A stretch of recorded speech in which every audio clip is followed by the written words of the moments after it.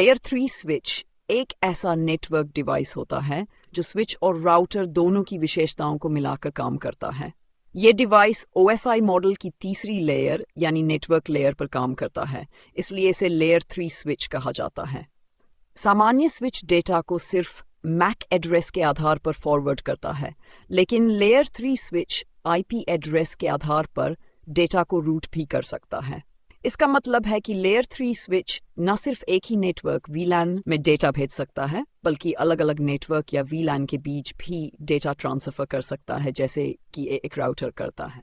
लेकिन इसकी speed router से तेज होती है क्योंकि यह हार्डवेयर बेस्ड रूटिंग करता है।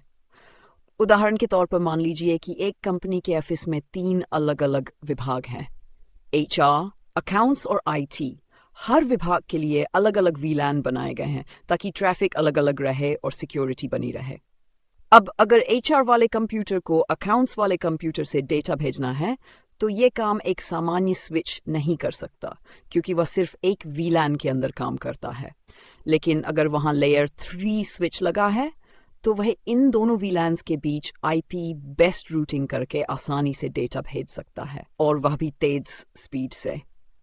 इसलिए लेयर 3 स्विच का इस्तेमाल बड़ी कंपनियों या नेटवर्क्स में किया जाता है जहां VLANs के बीच कम्युनिकेशन और तेज डेटा प्रोसेसिंग की ज़रूरत होती है।